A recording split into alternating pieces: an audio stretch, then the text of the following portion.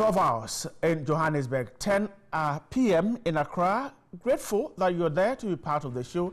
My name is Brian Nanafo. This is News at 10 on TV3. From now to 10:30, we'll tell you what's happening in Ghana and beyond. But first, a quick look at news highlights on this very network. Beginning from here, 2 sports betting firms in Nkoko in the Eastern region have been closed down by the Gaming Commission of Ghana for operating without licenses. 10 jackpot centers have also been searched within the area, and 17 jackpot machines have been seized so far. Member of Parliament for the Brosa South constituency, Dr. Clement Park, has downplayed the apprehension expressed by former President Rawlings regarding preparedness of the NDC to wrestle power from the NPP. Reacting to comments by the former president on the NDC's chances in the 2020 elections, Dr. Apak upheld the concerns are not new, just a reminder to the party. 27-year-old Sylvia Pepra has gained admission to pursue a professional teaching program at the University of Education, Winneba. Sylvia was born blind, deaf, and have speech impairment, I was told, had aggregate but could only stay home for 2 years. Local Black Stars were told that the WAFU tournament beat Mali by a lone goal, and that means that they have qualified for semi-finals of the WAFU tournament.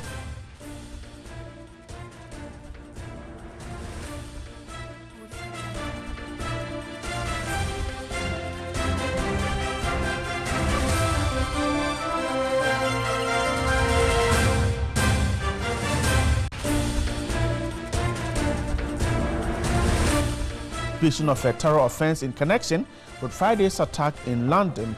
We're told that armed police are searching a house in London where nearby residents have been evacuated. 30 people were injured at the explosion on a train at Parsons Green there in London.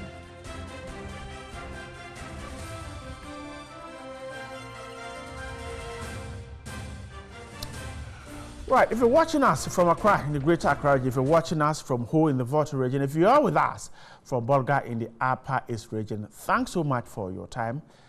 This is News at 10. Let's start with a big one.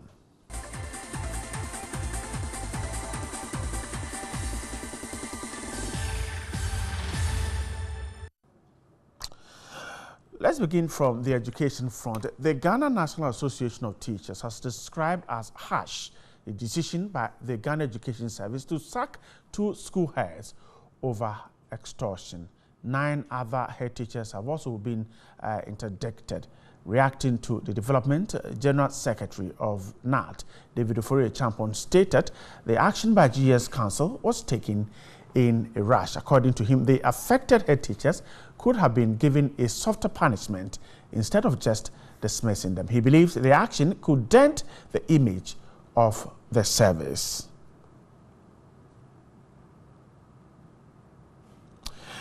And of course, that is the fallout from the senior high school program that was launched a few days ago. Let's take a look at these concerns being raised by the NAT and its impact on education. The studio is Isaac Ofori. He's the national chairman of All Teachers Alliance Ghana, ATAG. Isaac, grateful for your time with us tonight. So, is ATAG also suggesting that the dismissal is harsh? Thank you very much. We are not suggesting that the action is harsh, but we say we welcome the decision by Ghana Education Service to some extent, right, that we want to believe that they follow due process. To what extent do you welcome the decision? To the extent that we believe that they follow the due process in accordance with the laid down disciplinary procedures. Tell me, you are from ATAG. What is the due process? What are the procedures in dismissing a worker from the service? Yeah, I think we are guided by a common code, the GES teacher code. I mean, the rules and regulations that governs. And if you look at the rules and regulations, it spells out how a teacher could be sanctioned or a disciplinary action could be taken against any teacher. Right. You know, we take that the head teachers are also teachers. Though they are head teachers, they are also teachers. Yeah, and the code actually covers all of them. So we are saying that we welcome the decision on the basis that GES actually followed the laid down rules and regulations. Has ATA gone to check if the rules and regulations were followed? Yeah, we have not actually done your checks. The checks, but we want to understand that looking at the processes in place, they were followed. Yes, but you have not done your checks. You see, if GS Council or GS Director General has come out with a decision of this nature, 9 interdicted, 2 sacked, then it means that they have done due process. So you're assuming that everything is right.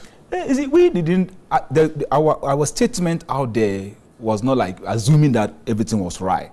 We also said, in addition to the welcoming the decision, that if the head teachers actually, identify that the processes were not exhausted, then they could raise red flag, to actually come out or go to court, redress. Because, you know, they can actually appeal to the GS Council. They can appeal to the GS Council because it could be that it was done oversight, or it could be that also that it was a temptation. I want you to tell me, do you trust the GS to have done the right thing? You see, is it difficult to say it? You know, it's not difficult per se. We have heard of a lot of injustice meted out to teachers by GES. Right. And looking at this situation, it's a dicey one. You know that the environment is charged for the free SHS, and everybody is welcoming the policy. So we expect that the very rules that govern the free SHS policy should be adhered to strictly by these head teachers. But it seems that, you see, this action was carried out by GES with the mindset of deterring others from endangering the smooth takeoff of the SHS policy. Your teachers belong to a union. Yes. Before they are dismissed, their mother unions should be there. Do you have any idea if they were there when they were being dismissed? You see, NAT has said that the decision was harsh. It means they welcome it, but only that the decision was harsh. If somebody should come out and say the decision was harsh, it means that the processes were followed. They have done their checks and they realized that it was in order, but they were not in agreement with the fact that the two head teachers had been sacked and that they were looking for softer punishment for them.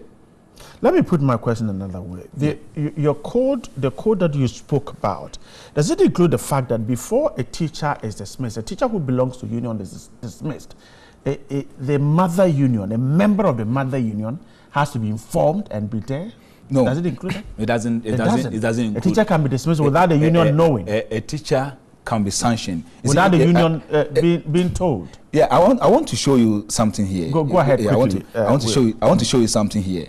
You see that it says that any act of omission without reasonable excuse by an employee that amount to a failure to perform in a proper manner any official duty assigned to him or her as such, or that contravenes any rules or regulations or enactment relating to the education service, or that is otherwise prejudicial to the efficient conduct of the education service into a dispute, shall constitute a misconduct. And it says that the types of misconduct set out in the code are not exhaustive and therefore make room for other misconduct that have not been addressed herein. So it has been categorized into 2, minor and major misconduct. Okay, hold it. Isaac, hold it. Let me speak to a legal practitioner here upon. He just joined the conversation via telephone. Mr. Upon, grateful for your time tonight with us. I guess the key issue being discussed here is that the dismissal of the two teachers by law, is it allowed?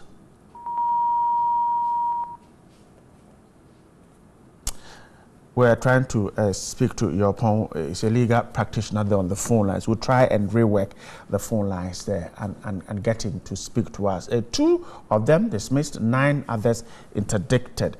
Concerns are being raised as to whether what the GES has or the Ministry of Education has the mandate to go ahead and dismiss a teacher, and if it is within the ambit of the law. We'll tell you when we get Yao Pong on the line. But, okay, Yao is back on the line. Grateful for your time tonight. We're also having challenges with the phone lines. We'll get to the... Isaac, now, so you are suggesting that once you think GES had gone through the proper processes, whatever punishment that was exacted is in the right order. Yeah, sorry. He said the penalties prescribed for various acts or omissions under the misconduct are classified into minor and major penalties. Now, I think when you look at the code, GES actually did this based on insubordination. They actually use insubordination as the basis. If you look at the code, because they have classified the code into major and minor. And if you look at what is going on, it could be classified under insubordination. To me, the teachers did something wrong. You see, what they told us, GS told us, is that they took fees. Unapproved fees. We all know that they're free. Okay, Isaac, give me a minute. Let me try once again to see if I can now speak to lawyer your opponent. Just trying the phone lines. Counsel, good evening. Yes, sir. Good evening. I hope you're good. Yeah. Let's start from here. The dismissed teachers and the GES's action, you think that under the law it is right?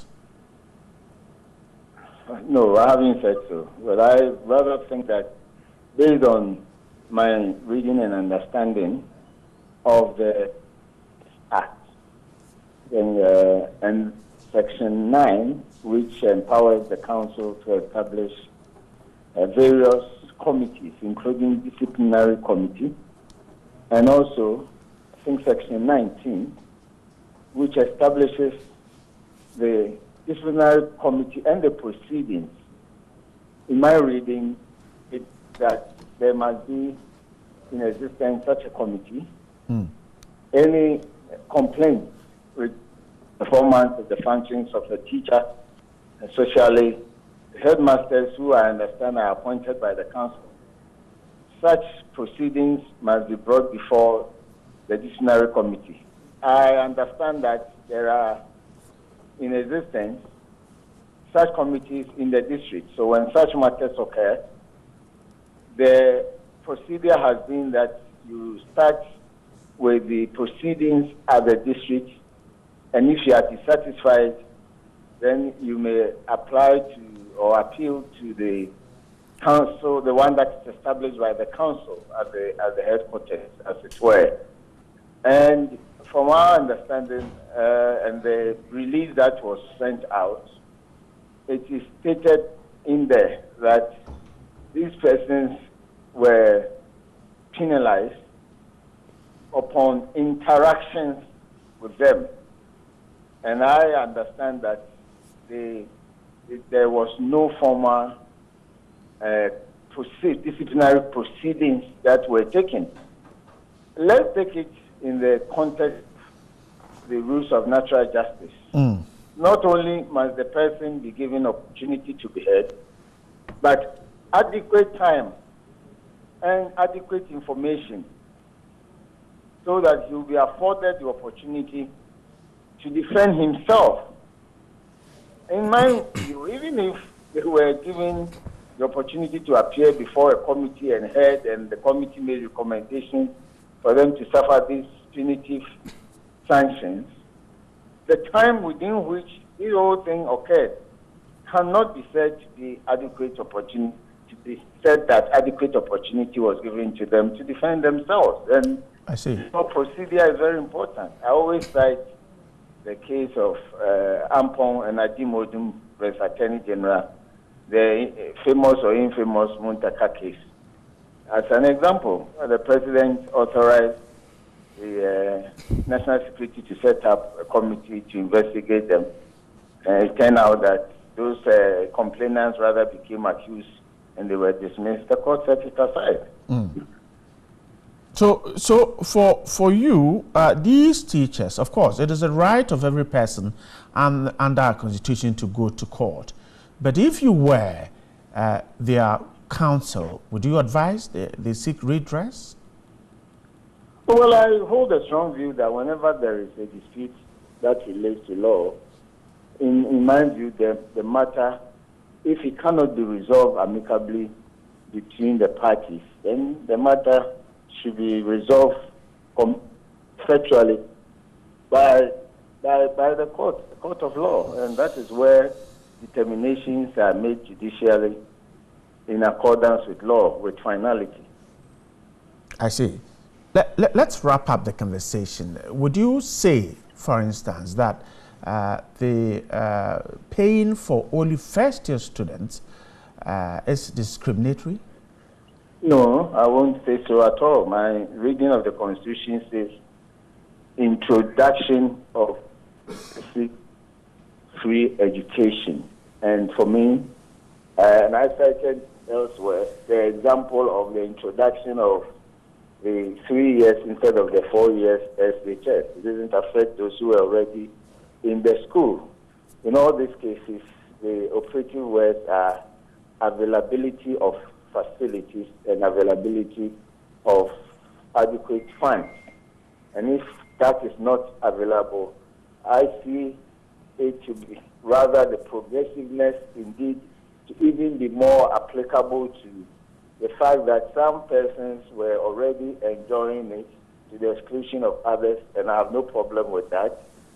You make it universal or progressive when you spread it over the entire country, and not so much about whether everybody must enjoy it in terms of those who are in the school already. So for me, I see it as universal and comprehensive for those who have entered. And in order that you don't disturb the status quo, I think it's good enough because the Constitution only says introduction of progressive free education. And that's exactly what the state is doing. It's taking us almost 45 to 50 years to make this free education policy universal. And that, for me, is a good point to start from. Yeah, I'm grateful for your time tonight. Your point is a legal practitioner. They're talking to me on the issue of the heads of schools who have been dismissed by the Ghana Education Service and some interdicted. Isaac, finally, your word here. What advice would you have for these heads who have been, one or the other, affected by GES's decision? Yeah, we want to actually appeal to GES that the next time they come out with such interdiction and sanctions, they should come also with the details, and they should quote the relevant portions of the code that enable them carry out the sanctions. And in as much that we say we welcome the decision, we advise that the head teachers who have been interdicted or demoted, they should seek legal redress. Right. Or they can also take to alternative redress. They can appeal to GES Council, because if this decision was taken by the Attorney General, fine. They can also appeal to GES Council and make their case and say that we have been dealt with unfairly, and we feel like the way and manner they went about it, we're not at peace with it. They can go ahead and do that, because we believe that everybody should be treated equally in the face of the law. I'm grateful. Asiedu Dartey is the national chairman of All Teachers Alliance Ghana, talking to me there. When we come back from the break, we'll tell you exactly what's happening and exactly why some Ghanaians have been deported from Benin just across the border. Stay with us. This is News at 10.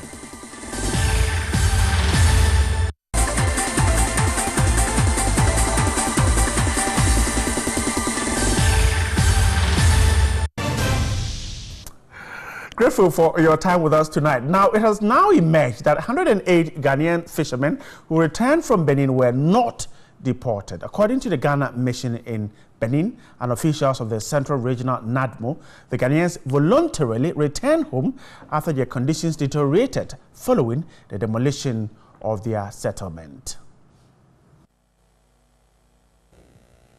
The 108 Ghanaians, including children, were compelled to return home following the demolition of their settlement by the Benin government. The Ghanaian settlement was affected by a Benin National Plan of Action aimed at redeveloping tourism sites, cities and slums in that country.